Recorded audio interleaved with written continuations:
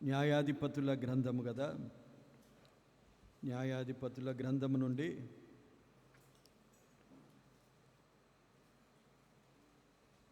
రోజు మనము 9వ అధ్యాయములోని కొన్ని వచనాలు చదువుకుందాం.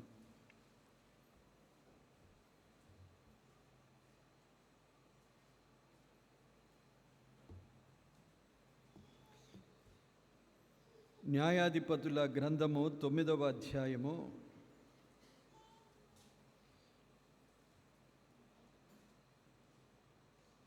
7వ వచనము నుండి చదువుతాను. అది యోతామునకు తెలియబడినప్పుడు అతడు పోయి గెరీజీము కొండ కొప్పున నిలిచి ఎలుగెత్తి పిలిచి వారితో ఇట్లనెను, షెకెము యజమానులారా, మీరు నా మాట వినిన ఎడల దేవుడు మీ మాట వినును.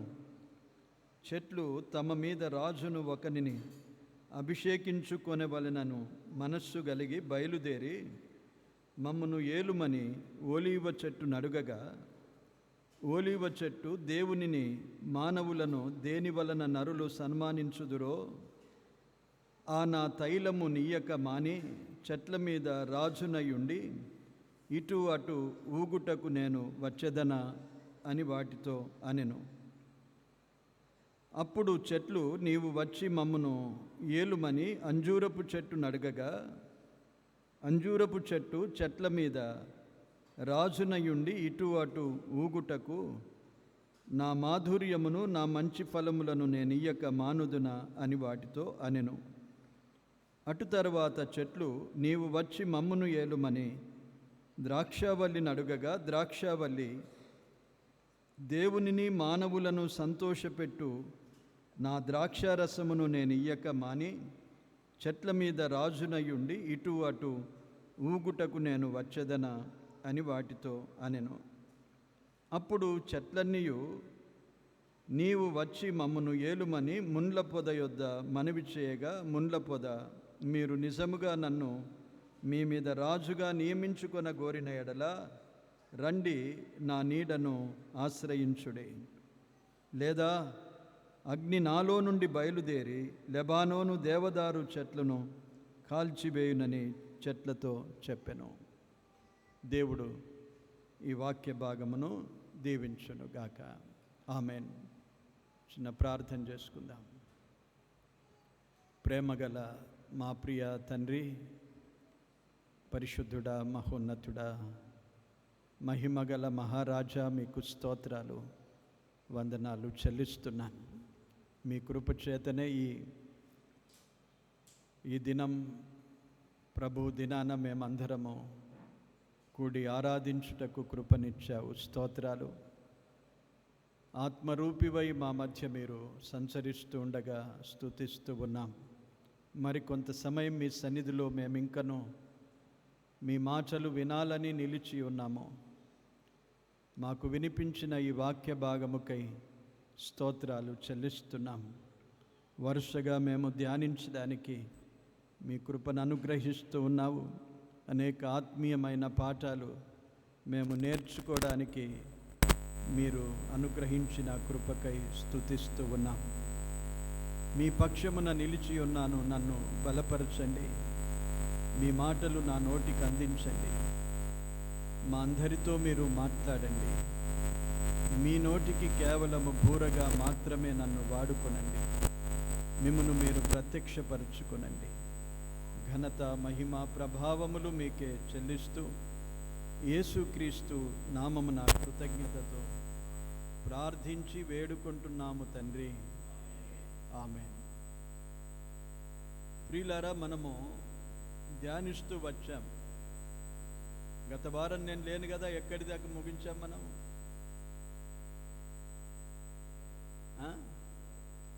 అని అధ్యాయం 8 కానీ మన అంశమేంది, ఏం మాట్లాడుకున్నాం? అది కాదు, అది మీకు జ్ఞాపకం లేకపోతే ముందుకు కొనసాగించడం కొంత డిఫికల్ట్.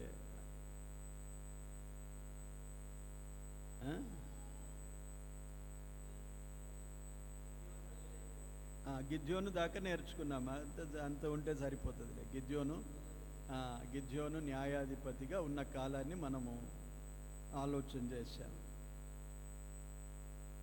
గిద్యోనును మళ్ళీ కలహాలు రేపారు వారు బంధువులు, పొరుగువారు. అవన్నీ మనం ఆలోచన చేశాం. ఇప్పుడు గిద్యోను చనిపోయాడు, గిద్యోను కాలం ముగించింది. తర్వాత ఇప్పుడు గిద్యోనుకు చాలామంది కుమారులు ఉన్నారు. మనము 8వ అధ్యాయం చదివితే 30వ వచనం చూడండి. గిద్యోనుకు అనేక భార్యలు ఉన్నందున కడుపున కనిన 70 మంది కుమారులు అతనికి ఉండిరి. ఆ తర్వాత మళ్ళీ ఒక ఉపపత్ని కుమారుడు అబీమెలెకు కూడా ఉన్నాడు. దాదాపు 71 మంది పిల్లలు కలిగిన గిద్యోను చనిపోయాడు. చనిపోయే ముందు ఒక చిన్న పొరపాటు చేశాడు. దాన్ని ఎక్కువగా మనము ధ్యానించిన అవసరం లేకుండా విడిచిపెట్టానులేండి. ఆ కారణమే తర్వాత పరిణామాలు జరుగుతాయి. ఒక చిన్న తప్పైన మన జీవితంలో అది ఎంతో చాలా బాధకరంగా మారిపోతుంది. మన జీవితాల్లో ఎప్పుడు ఒక చిన్నదే కదా అనుకోవద్దు. చిన్నదే కదా అనుకుంటాం, పోనీలే అనుకుంటాం. ఆ చిన్నదే చాలా బాధకరంగా మారిపోతుంది. దేవుడు ప్రతి దానిని లెక్కలోనికి తీసుకొస్తాడు. అది చిన్నదే కానీ పెద్దదే కానీ. మనం కొన్ని చిన్న చిన్న వాటిని విడిచిపెడతాం, ఇగ్నోర్ చేస్తాం, పోనీలే అనుకుంటాం. సర్దుకుపోదాం, సరి చేసుకుందాం, మళ్ళీ చేద్దాం, మళ్ళీ విడిచిపెట్టుకుందాం. ఇలాంటి సహజ స్వభావం మనం కలిగి ఉంటే అది ఎంతకాలం కొనసాగిస్తావు? మరి దాన్ని నుండి కూడా మనము సరి చేసుకోవాలి. గిద్యోను ఏమైపోయాడంటే లాస్ట్లో ఏం చేశాడంటే ఆఖరి అధ్యాయం 8వ అధ్యాయంలో చూడండి, ఏఫోదును తయారు చేసుకున్నాడు. మిద్యానీయుల నుండి బంగారం అంతా సమకూర్చుకొని ఒక ఏఫోదును తయారు చేసుకొని అక్కడ ఆ పట్టణంలో ఉంచాడు. అయితే ఏమైపోయిందంటే అది చూడండి 27వ వచనములో, అది గిద్యోనుకును అతని ఇంటి వారికి ఉరిగా ఉండెను అని రాశాడు. ఆ ఏఫోదును వారు ప్రజలందరూ పోయి, ఇశ్రాయేలీయులు దానికి పోయి నమస్కరించడం ప్రారంభించారు. ఇంతకాలము చాలా నిష్టగా అబ్బాయిని పట్టుకొని ఇంతకాలము నిష్టగా, బలంగా, ధైర్యంగా, విశ్వాసముతో శత్రువులను జయించినవాడు, నమ్మకంగా జీవించినవాడు. సరే, మిద్యానీయులందరినీ సమకూర్చుకొని వారి బంగారం అంతా సమకూర్చుకున్నాడు. దాన్ని ఒకవేళ నిధిలో ధనాగారములో ఉంచిన మేలయ్యేది, కానీ ఒక ఏఫోదును సిద్ధం చేసుకున్నాడు ధరించడానికి. అది ఏం చేశాడు? ఒక పట్టణంలో పెట్టారు. ప్రజలందరూ ఏం చేశారు? దానికి మొక్కడం ప్రారంభించారు. అంటే విగ్రహారాధనకు కారకుడైపోయాడు. మళ్ళీ తాను విగ్రహాలు నిలుపలేదు, కానీ తాను చేసిన ఒక పొరపాటు, అది అనాలోచనగా చేశాడో ఆలోచనపూర్వకంగా చేశాడో కానీ అది ఏమైపోయింది? ఇప్పుడు వారి ఇంటి వారికి ఉరిగా మారిపోయింది. ఉరిగా అంటే ఎంత బాధకరం చెప్పండి. కొన్ని సమస్యలు మనము చిన్న చిన్న విషయాలు ఇగ్నోర్ చేస్తాం, వాటిని పోనీలే అనుకుంటాము, అవే పొరపాట్లు చేస్తూ ఉంటాం. అవే మన జీవితంలో ఒక వలయముగా మారిపోతాయి. జాగ్రత్తగా ఉండాలి. అందుకే ఆ తర్వాత వారి కుమారుల సంగతి ఏమైందంటే, ఈ 71 మంది ఉన్నారు కదా, 70 మంది కుమారులు, మరొక ఉపపత్నికి ఒక కుమారుడు. తర్వాత రాజ్యము న్యాయాధిపతి ఎవరు కావాలి అని ఆలోచన చేసినప్పుడు వారు అబీమెలెకు ముందుకొచ్చాడు. ఉపపత్ని కుమారుడు ఒకడు ముందుకొచ్చి ఆ ప్రజలందరినీ, ఇశ్రాయేలు ప్రజలందరితో చెప్పి తాను వారికి రాజుగా ఉంటానని, వారందరినీ ఏలుట మంచిదని, ఈ 70 మంది కుమారులు ఏలుట మంచిదా లేక నేను ఒక్కరిని ఏలుట మంచిదా అని ప్రకటించగా ప్రజలందరూ అబీమెలెకును కోరుకున్నారు. అబీమెలెకు ఏం చేశాడు? ఇప్పుడు పరిపాలన చేయాలి కదా, 70 మంది కుమారులను చంపేశాడు. వారు అన్నదమ్ములే కదా, అన్నదమ్ములను చంపేశాడు. అందులో ఒకడు పారిపోయి యోతాము పారిపోయి మిగిలిపోయాడు. ఆ యోతాము పలికిన మాటలే ఇప్పుడు మనం చదువుకున్నాం. చూడండి, అతని కుటుంబం ఎలా విచ్ఛిన్నం అయిపోయింది కదా. తాను ఇంతగా జయించినవాడు, నమ్మకంగా జీవించినవాడు, బలాఢ్యుడు అనిపించుకున్నవాడు, విశ్వాస వీరులలో తన పేరు దేవుడు లిఖించేటట్లుగా బ్రతికినవాడు ఒక చిన్న పొరపాటు చేశాడు. ఏఫోదును సిద్ధం చేసి అక్కడ పట్టణంలో ఉంచినప్పుడు అందరూ దాన్ని పూజించి వ్యభిచరించిరి అని రాయబడింది. అది వారికి ఉరిగా మారిపోయింది. తన కుమారులంతా ఒకే రోజు చచ్చిపోయారు. తర్వాత వారి పరిపాలన కూడా అంతగా చక్కగా కొనసాగలేదు. ఇలాగూ మనము చేసే కొన్ని తప్పుదులు, కొన్ని పొరపాట్లు తర్వాత మన కుటుంబీకులు అనుభవించలాగున మనం చూస్తాం. ఎందరి కుటుంబాల్లో ఇలాగూ జరుగుతాయి. తండ్రుల తప్పును కుమారుల మీదకి తీసుకొని రాడు, అది వాస్తవమే. కానీ మనము చేసిన కుటుంబంలో కొన్ని పొరపాట్లు అవి తర్వాత కుటుంబీకులకు చాలా ప్రమాదకరంగా మారిపోతాయి అనే విషయము జ్ఞాపకం ఉంచుకోండి. కనుక తల్లిదండ్రులు, మనమున్న తరము వారు వెనుక వారికి మాదిరిగా ఉంచాలి. వారిని ప్రభువులో నడిచేటట్లుగా, ప్రభునందు వారు దీవించబడినట్లుగా వారి కొరకు మనము ఏర్పాటు చేయాలి. అందుకే దావీదు చాలా చాలా శ్రద్ధ కలిగిన వాడు కుటుంబమును గూర్చి. సమూయేలు గ్రంథములో ఇలాగూ 2వ గ్రంథము 7వ అధ్యాయములో ప్రార్థన చేస్తాడు. ఏమని? నా కుటుంబం అంతా నీ సన్నిధిలో ఎప్పటికీ నిలుచుండాలి, ఆశీర్వదించబడాలి. కుటుంబమును గూర్చిన శ్రద్ధ కలిగి తన జీవితాన్ని సరిచేసుకొని దేవునికి ఇష్టడుగా బ్రతికినవాడు దావీదు. అందుకే దావీదును దేవుడు ఎప్పుడూ మరవలేదు. బైబిల్లో రాసుంచాడు. సమూయేలు గ్రంథములో అతని చరిత్ర ప్రారంభమవుతుంది. సమూయేలు చరిత్ర ప్రకటన గ్రంథము వరకు మనము దావీదు పేరును చూస్తూ ఉంటాం. రాజుల పరిపాలన కాలమెల్లా దేవుడు దావీదును జ్ఞాపకం చేస్తాడు.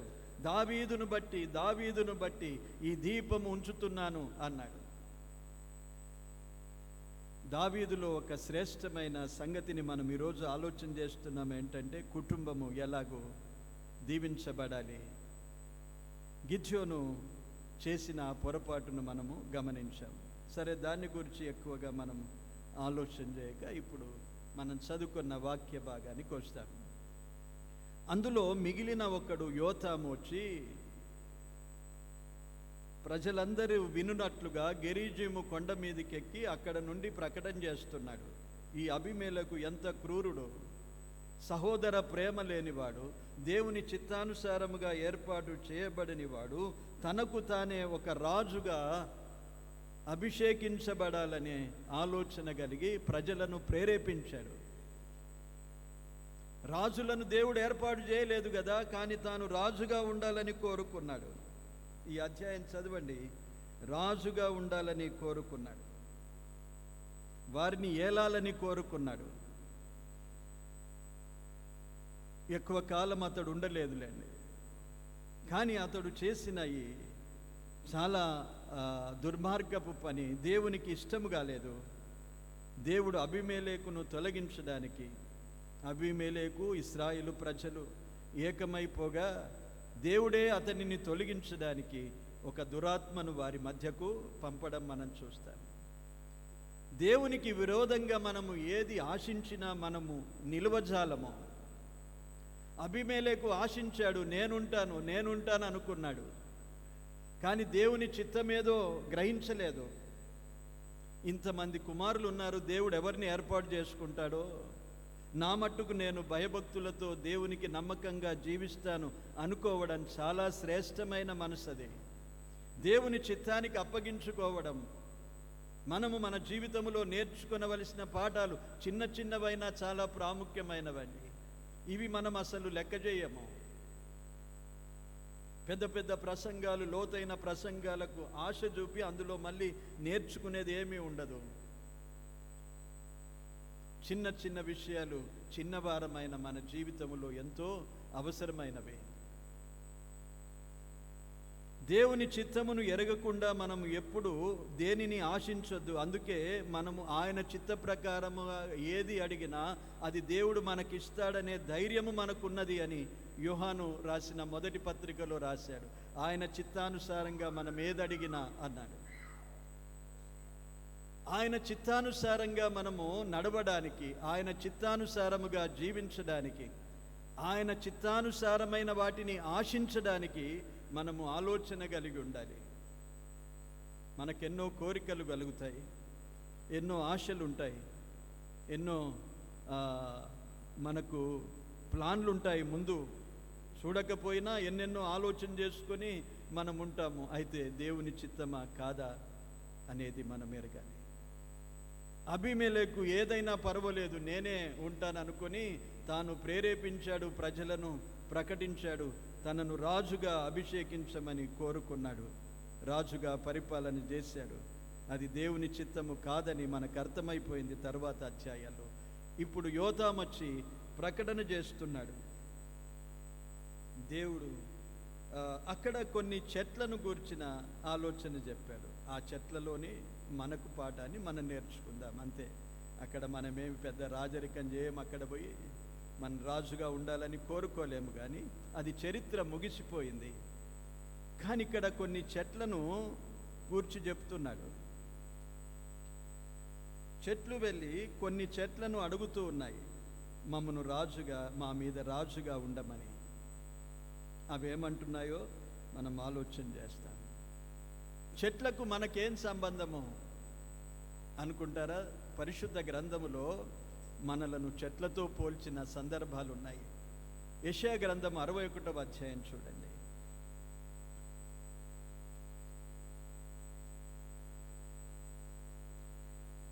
యెషయా గ్రంథము 61వ అధ్యాయము 3వ వచనము చూడండి. ఆఖరి భాగములో యెహోవా నాటిన చెట్లనియు వారికి పేరు పెట్టబడును. యెహోవా నాటిన చెట్లు అన్నాడు. ఇర్మియా గ్రంథము 11వ అధ్యాయము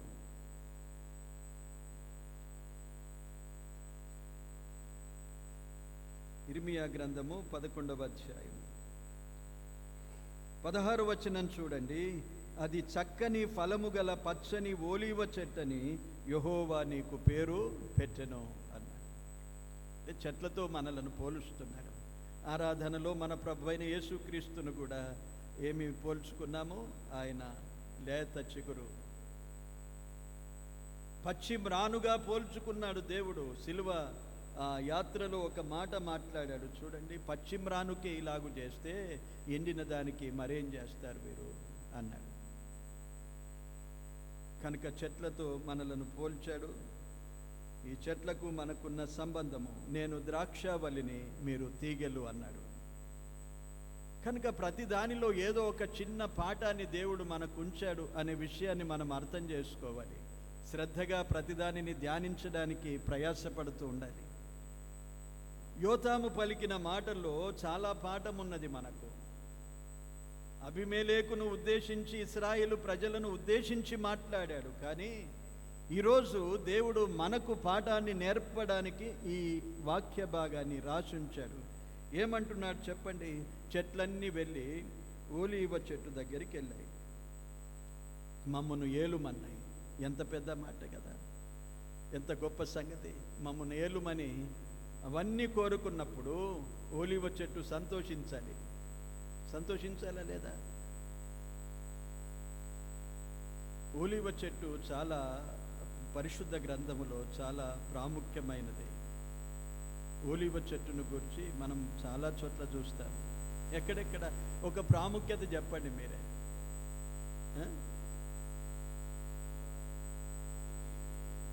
ఓకే, ఓలీవ కొమ్మ తీసుకొని వస్తుంది. That is first. గుడ్.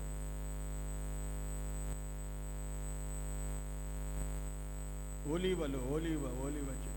సరే, ఇవేదో అక్కడ మొదటికెళ్ళి చెప్పారు. ఇది ప్రభు కాలములో ఓలీవల కొండ కదా. ఎప్పుడు ఓలీవలే. ప్రభు పాఠము అంటే ఓలీవల చెట్టుకు ప్రాధాన్యత దేని నుండి మనం గుర్తిస్తున్నామంటే ప్రభు నుండి గుర్తిస్తున్నాము. వి రిలేటెడ్ టు క్రైస్ట్. లేకపోతే కొమ్మ తీసుకొచ్చింది, అట్లా ఎన్నో కొమ్మలు ఉంటాయి, తీసుకొస్తాయి, నూనెలు చాలా ఉన్నాయి, దట్స్ ఆల్. కానీ ప్రభువును బట్టి ఓలీవల వనము, ఓలీవల కొండ, అది మనకు గుర్తుగా ఉండిపోతుంది పరిశుద్ధంగా. ఓలీవ చెట్టు చాలా ప్రాధాన్యత పొందినది. చెట్లన్నిటిలో ఎక్కువ కాలం ఉండేది ఓలీవ చెట్టేనా. మీరు చూసుకోండి, ఓలీవ చెట్టుకే ఎక్కువ ఆయుష్ ఉంటుంది. మన ప్రాంతాల్లో దేన్ని అనుకుంటాం మనము? ఎక్కువ కాలం ఉండే చెట్టు ఏంటి చెప్పండి? మన ప్రాంతాల్లో ఓలీవ చెట్లు మన దేశంలో కనిపించవు మనకు. మన దేశంలో చెట్లు చాలా ఉన్నాయి.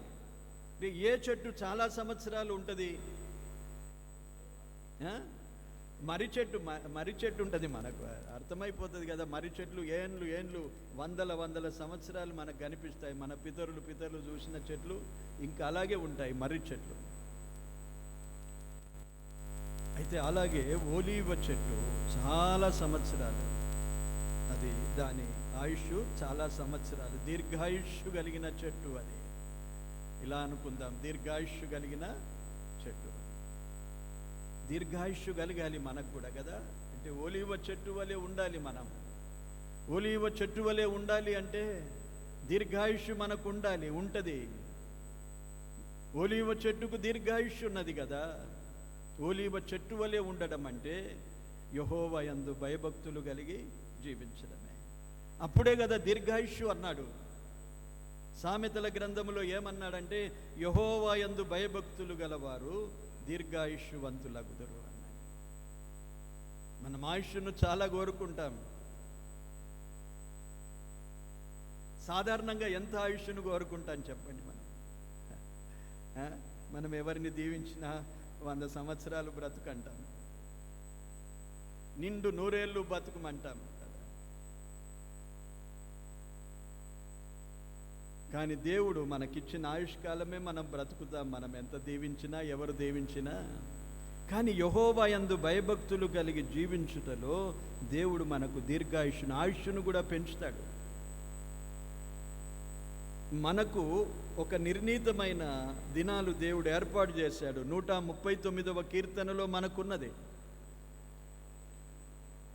పిండమునయుండగానే నీ కన్నులు నన్ను చూచెను అన్నాడు. నియమింపబడిన దినములలో ఒకటి అయినను కాక మునిపే నా దినములన్నీ నీ గ్రంథములో లిఖించి ఉన్నావు. అది మనకు తెలియదు, దేవుడు లిఖించేశాడు. నా కాలగతులన్నీ నీ చేతిలోనే ఉన్నవి అని 31వ కీర్తనలో రాశాడు. ఇలాగూ మనం అందరం ఎరిగిన సంగతి ఏంటంటే మనకు ఒక ఆయుష్కాలము నిర్ణయించబడింది. దేవుడు మన ఆయుష్కాలాన్ని ఏర్పాటు చేశాడు. ఇలాగూ ఆయుష్కాలం ఏర్పాటు చేసినా మళ్ళీ దేవుడు ఏమన్నాడు? యెహోవా యందు భయభక్తులు కలిగి ఉంటే దీర్ఘాయుష్ అంటే ఆయుష్ను ఇంకా దీర్ఘంగా పెంచుతాడు. అదే కదా దాని అర్థము, దీర్ఘాయుష్ అంటే. పోనీ ఏమన్నా ఎట్లన్నా బ్రతకని, నేను అంతేకాలం బ్రతుకుతాను అనుకోవడం మన బుద్ధిహీనత. దేవుడు ఉంచిన ఆయుష్కాలం అంతే కదా, అంతే బ్రతుకుదాం అనుకుంటే. నీవు ఎక్కువగా బ్రతకాలనుకుంటే దీర్ఘాయుష్ కొరకు దేవుడు ఏర్పరిచిన ఏర్పాటంటే యెహోవా యందు భయభక్తులు కలిగి జీవించడం. సరే, భయభక్తులు కలిగి జీవించడం అంటే ఏంటి? మళ్ళీ ఇది కూడా ఒక సమస్యనే కదా. మనం కొట్లాడొచ్చు, నేను భయము భక్తితో జీవిస్తున్నాను ప్రభువా, నాకు ఇంత త్వరగా మరణం ఎందుకు అని దేవుని దగ్గర పోరాడితే నీ భక్తి జీవితం, నీ భయభక్తులు అనే నీ డెఫినేషన్ ఏంటో నీకు తెలుసుంటే మంచిది. అది దేవునికి అనుకూలంగా ఉండాలి. దేవుడు ఏమంటున్నాడో తెలుసుకోవాలి. భయభక్తులు అంటే మనం ఏమనుకుంటాము? ఆరాధనకు రావడం, భయముతో ఉండడం, భక్తితో ఉండడం, ప్రార్థన చేయడం, వాక్యము ధ్యానించడం, రెగ్యులర్గా ఒక టైం టేబుల్ లాగా మనం ప్రతిరోజు దాన్ని పాటిస్తూ ఉంటే ఇది నా భక్తి జీవితం, భయముతో నేను బ్రతుకుతున్నాను అనుకుంటాను. సాధారణంగా మనం అనుకునేది అదే. కానీ దేవుడు ఏమని సెలవిస్తున్నాడంటే సామెతల గ్రంథంలోనే చూడండి, అన్నీ దొరుకుతాయి అందులోనే. చెడుతనమును అసహ్యించుకుంటే అదే భయభక్తులు గల జీవితం అన్నాడు. నీవన్నీ ఇలాగ ఒక షెడ్యూల్ ప్రకారంగా దేవుని సన్నిధిలో గడుపుతూ వచ్చినా, గంటకు 2 గంటలకు ఒకసారి వెళ్ళి ప్రార్థన చేస్తూ వచ్చినా, చెడుతనమును నీవు అసహించుకోకపోతే భయభక్తులు గల జీవితము కాదది. నియమ ప్రకారంగా ఇశ్రాయేలు ఎన్నిసార్లు? 3 సార్లు 4 సార్లు వారు ప్రార్థన చేస్తారు. ఎందుకు? దానియేలును బట్టి తెలుస్తుంది, దినానికి 3 మారు ప్రార్థన చేసెను అని ఉన్నది. ఇప్పుడు ముస్లిం సంబంధించిన వారు దినానికి ఎన్నిసార్లు చేస్తారు? 7-8 సార్లు ఉంటుంది వాళ్ళకు. అలాగూ మనము ఒక క్రమంలో అనుకోనండి, దినానికి నేను 3 సార్లు చేస్తాను, 4 సార్లు చేస్తాను, మంచిదే, అది కాదని చెప్పను. ఎంత దైవ సన్నిధిలో గడిపితే అంత మంచిది. కానీ ఇలాగుంటూ కూడా చెడుతనమును అసహించుకోకపోతే ఈ భక్తి జీవితం అంతా వ్యర్థం, అది భక్తిగా ఎంచబడదు. భయభక్తులు కలిగిన జీవితం అంటేనే చెడుతనమును అసహించుకోవడం. యాకోబు పత్రిక 1వ అధ్యాయములో ఇహలోక మాలిన్యము అంటకుండా కాపాడుకొనుటయే భక్తి అన్నాడు. నేను ఓలివ చెట్టు వలె ఉంటాను అనుకోవడం మంచిది, ఎందుకంటే ఓలివ చెట్టుకు దీర్ఘాయుష్షు ఉన్నది. అలా ఉండాలంటే మనం ఎలా ఉండాలి? యెహోవా యందు భయభక్తులు కలిగి జీవించాలి.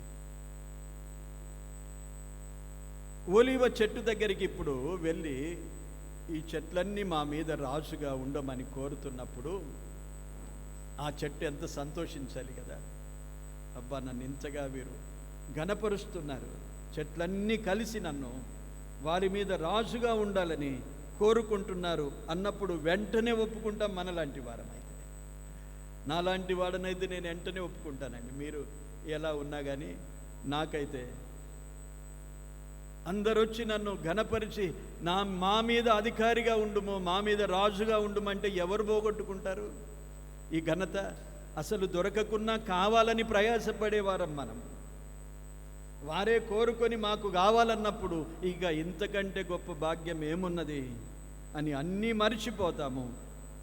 ఆ రాజ సింహాసనం మీద కూర్చుండే ఆలోచనలోనే మనం ఉండిపోతాం.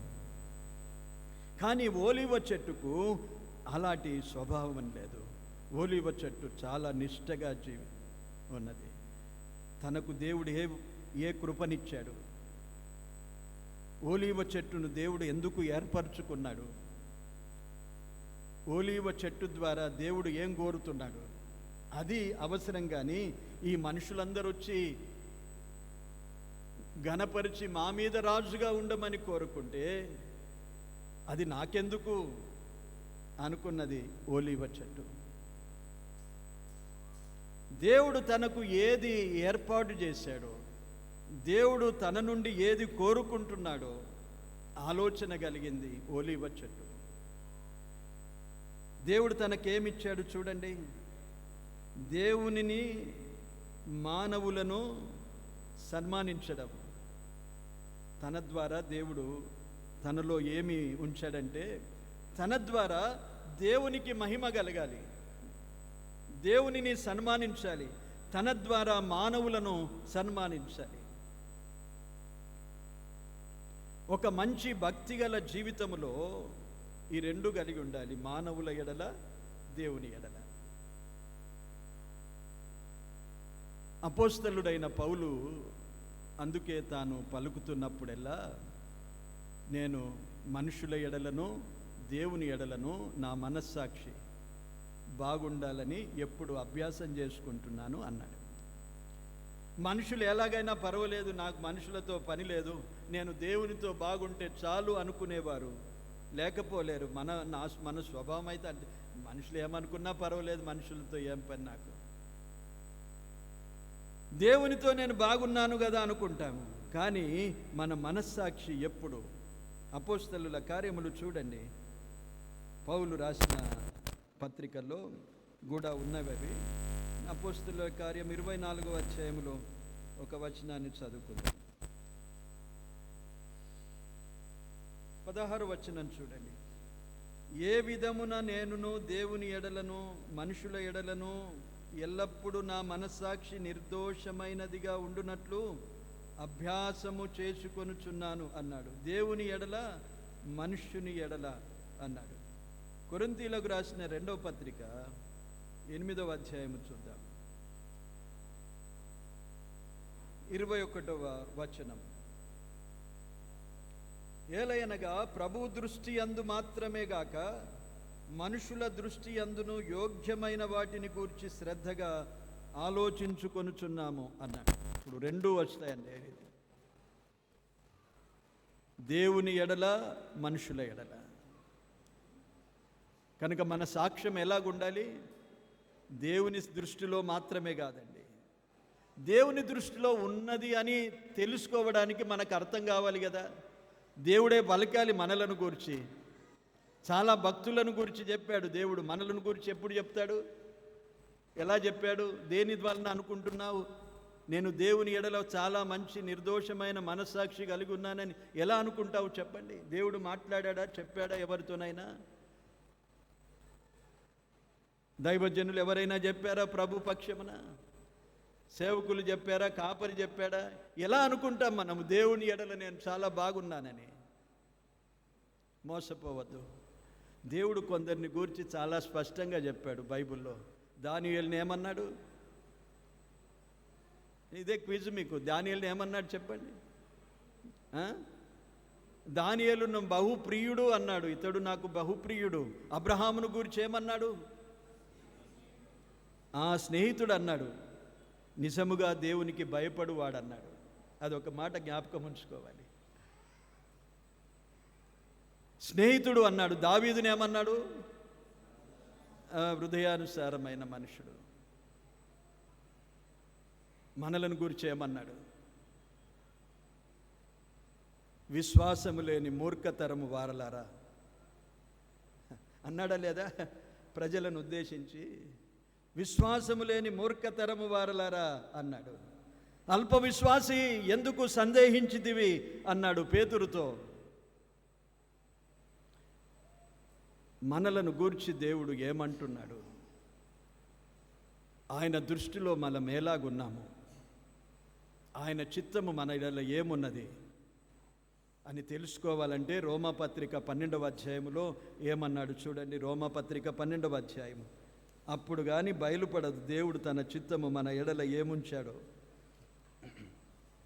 12వ అధ్యాయము మొదటి 2 వచనాలు చదువుతాను. కాబట్టి సహోదరులారా, పరిశుద్ధమును దేవునికి అనుకూలమునైన సజీవ యాగముగా మీ శరీరములను ఆయనకు సమర్పించుకొనుడని దేవుని వాత్సల్యమును బట్టి మిమ్మను బతిమాలుకొనుచున్నాను. ఇట్టి సేవ మీకు యుక్తమైనది. మీరు ఈ లోక మర్యాదను అనుసరింపక ఉత్తమమును అనుకూలమును సంపూర్ణమునై ఉన్న దేవుని చిత్తమేదో పరీక్షించి తెలుసుకొనున్నట్లు మీ మనస్సు మారి నూతన మగుట వలన రూపాంతరము పొందుడి అన్నాడు. ఆయన చిత్తమును తెలుసుకోవాలంటే నీ మనసు మారిపోయి రూపాంతరము చెందాలి. మనసు మారిందా మనది? మనకు అర్థమైపోతుంది. అందులో పెద్ద టెస్టులు ఏం చేయవలసిన అవసరం లేదు. మనకే తెలిసిపోతుందండి. అందుకే పౌలు ఏమన్నాడు? కొరింథీయులకు రాసిన 2వ పత్రిక 13వ అధ్యాయములో మీ విశ్వాసమును మిమ్మును మీరే పరీక్షించుకొనుడి. మీకు మీరే పరీక్షించుకోమన్నాడు. Self testing. మనమే పరీక్షించుకోవాలి. షుగర్ ఇప్పుడు మనమే టెస్ట్ చేసుకోవడానికి ఎన్నో పరికరాలు వచ్చాయి. ల్యాబ్కి వెళ్ళే అవసరం లేదు. బీపీ మనమే టెస్ట్ చేసుకోవచ్చు. ఇప్పుడు వెళ్ళే అవసరత లేదు. దేవుని సన్నిధిలో మన మనస్సాక్షి ఎలాగున్నదో అది మనకు ఎప్పటికప్పుడు దేవుడు అంతర్యములో తెలియజేస్తూ ఉంటాడు. మన మనస్సాక్షి మన మీద దోషారోపణ చేస్తూ ఉంటుంది. మనం బయటికి బాగా మాట్లాడతాం అనేకుల ఎదుట మెప్పు పొందడానికి, కానీ లోపల ఒక స్వరాన్ని మనం వింటాం. మన మనస్సాక్షి మనలను ఆరోపణ చేస్తుంటుంది. పెద్దగా మాట్లాడుతున్నావు, నీ స్థితి ఏంటి? మొన్న ఏం చేసినావు? నువ్వు ఏం మాట్లాడినావు? ఈరోజు ఇలా మాట్లాడుతున్నావు. వస్తుందా లేదా? తప్పకుండా చెప్పండి, నిజంగా చెప్పండి. అదే మన మనస్సాక్షి చాలా క్లియర్గా ఉండాలి. ఉపదేశ సారమేదనగా అని పౌలు రాశాడు. పవిత్రమైన హృదయం, మంచి మనస్సాక్షి, నిష్కపటమైన విశ్వాసముతో కూడిన ప్రేమయ్య అన్నాడు. ఇన్ని ఉపదేశాలు వింటే దీని సారమంతా ఒక్క మాటలో చెప్పాడు పౌలు. పవిత్రమైన హృదయం కలిగి ఉండాలి అన్నాడు, మంచి మనస్సాక్షి కలిగి ఉండాలి అన్నాడు, నిష్కపటమైన విశ్వాసముతో కూడిన ప్రేమ కలిగి ఉండాలి. ఇవి మనకు పరీక్షించుకునే పరికరాలు ఇవే. These are the tools to test our self. మనకు మనం పరీక్షించుకోవడానికి దేవుడిచ్చిన పరికరాలు. పవిత్ర హృదయం ఉన్నదా, మంచి మనస్సాక్షి ఉన్నదా, నిష్కపటమైన విశ్వాసముతో ప్రేమ కలిగి ఉన్నామా? ఇవే మనకు చాలా ప్రాముఖ్యమైనవి. దేవుని ఎడల ఎలాగున్నామో తెలుసుకోవడానికి, మనుషుల ఎడల ఎలాగున్నామో తెలుసుకోవడానికి. మనుషులు మనలను గురించి సాక్ష్యం ఇస్తారు. మనము బ్రతికున్నప్పుడే సాక్ష్యం పొందాలి, చనిపోయిన తర్వాత కాదు. చనిపోయిన తర్వాత ఎవరైనా మంచి సాక్ష్యం ఇస్తారు. నేను చూశాను, చాలా ఫ్యూనరల్స్ అటెండ్ చేశాము. చాలా ఓదార్పు కూడికలు, జ్ఞాపకార్థ కూడికలు. అక్కడ ఎవరు నిలిచినా ఆ వ్యక్తిని గురించి బాగానే చెప్తారు. ఒకరు ఒక సందర్భంలో ఆ వ్యక్తిని గురించి బాగా చెప్పలేదు.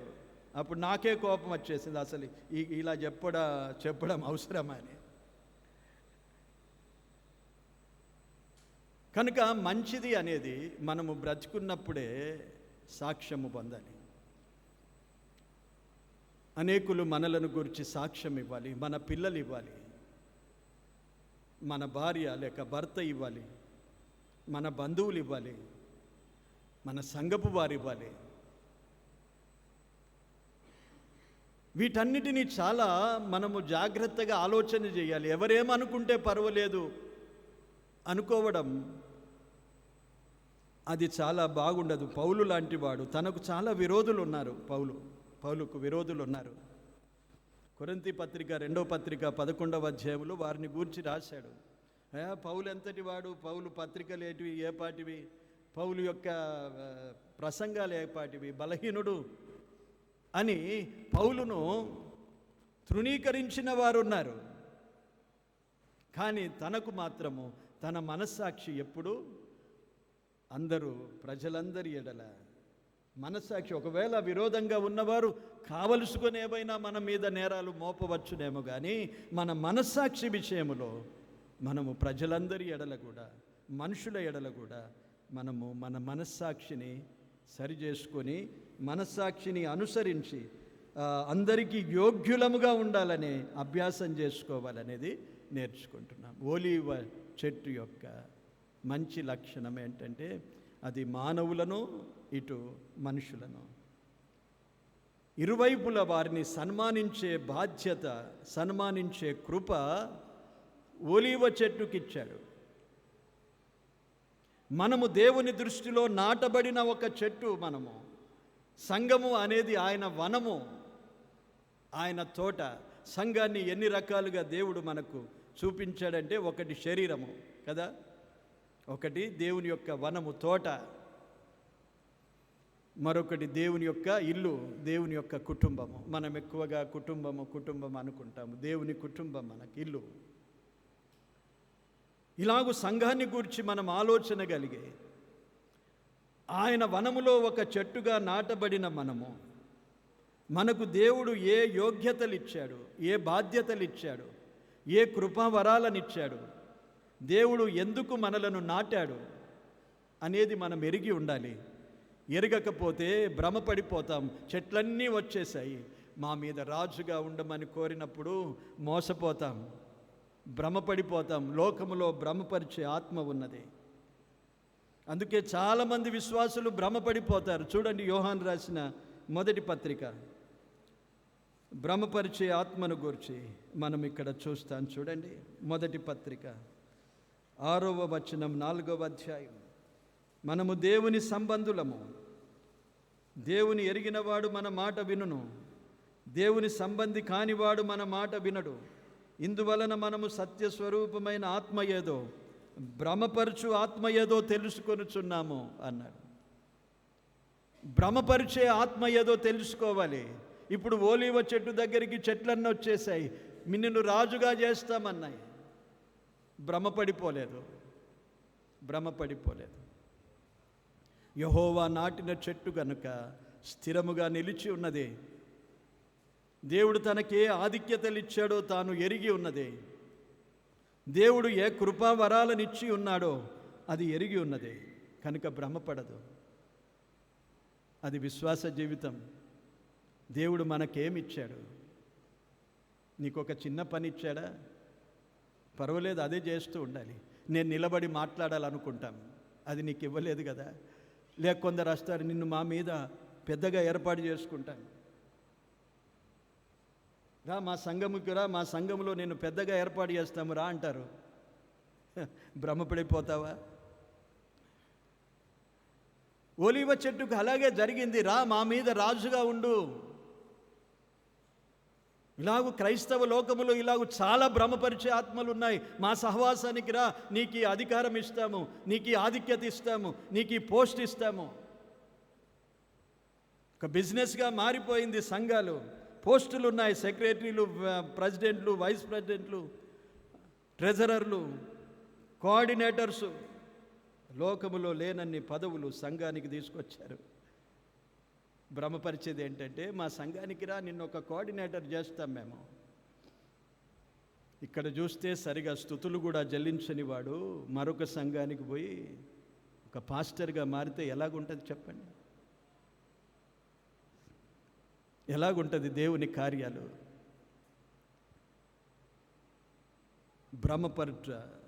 ఓలీవ చెట్టును భ్రమపరచలేవు.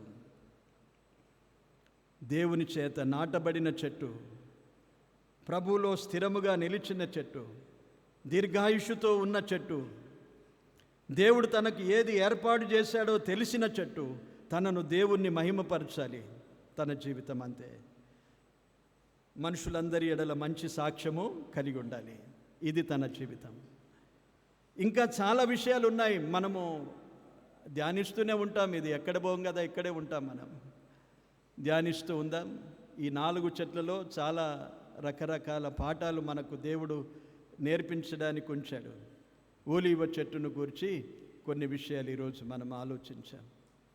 కనుక మనలను మనము జాగ్రత్తగా పరిశీలన చేసుకుంటూ మంచి సాక్ష్యము కలిగి భ్రమపడకుండా ప్రభువులో స్థిరముగా దేవునిని, మానవులను సన్మానిస్తూ గౌరవిస్తూ మంచి సాక్ష్యము కలిగి ఉండాలనేది మనం నేర్చుకున్నాం. దేవుడి వాక్యాన్ని దీవించునుగాక. ఆమేన్. ప్రార్థన చేసుకుందాం. పరిశుద్ధుడవైన తండ్రి, మీకు స్తోత్రాలు ప్రభువా. ఇంతవరకు న్యాయాధిపతుల గ్రంథము 9వ అధ్యాయములో నుండి చెట్లన్నీ ఓలీవ చెట్టు దగ్గరికి వెళ్ళి మమ్మను రాజుగా, మా మీద రాజుగా ఉండుమని కోరగా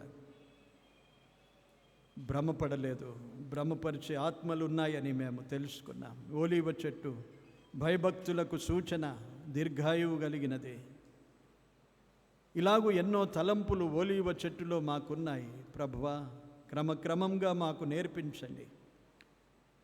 మేము విశ్వాసములో బలపడి స్థిరపడి ఎదుగునట్లుగా మీ కృపను మాకు అనుగ్రహించుమని వేడుకుంటున్నాం. విన్న మాటలు మర్చిపోకుండా హృదయములో ధ్యానించుకోవడానికి సహాయము చేయమని ప్రార్థిస్తున్నాం.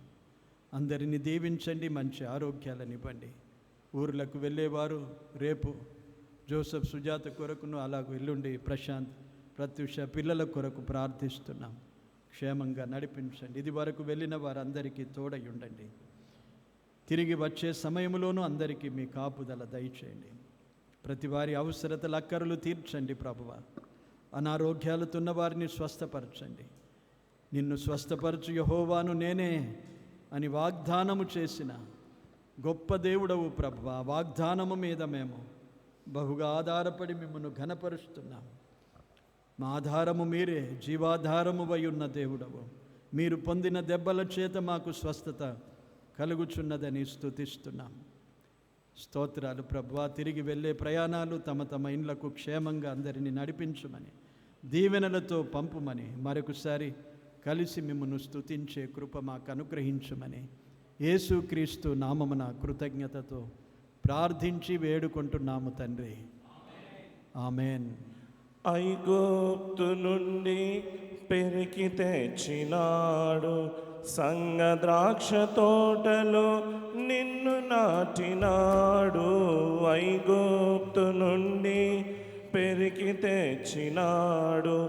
సంగ ద్రాక్ష తోటలో నిన్ను నాటినాడు, చుట్టూ త్రవ్వి ఎరు వేసి నీరు పోసినాడు, చుట్టూ త్రవ్వి ఎరు వేసి నీరు పోసినాడు.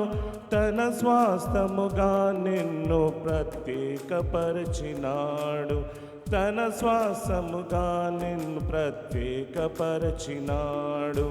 ఫలించకుండుట నీకు న్యాయమా, యజమాని సహనముతో చెలగాటమా. ఫలించకుండుట నీకు న్యాయమా, యజమాని సహనముతో చెలగాటమా. ఫలములనాశించిన పరలోక తండ్రి తేరి చూచుచున్నాడు నీ వైపు. ఫలములనాశించిన పరలోక తండ్రి తేరి చూచుచున్నాడు నీ వైపు.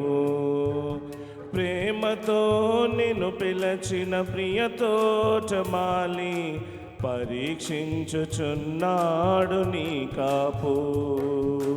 ప్రేమతో నిన్ను పిలచిన ప్రియతోటమాలి పరీక్షించుచున్నాడు నీ కాపు. ఫలములనాశించిన పరలోక తండ్రి తేరి చూచుచున్నాడు నీ కైపు. వందనాలందరికీ.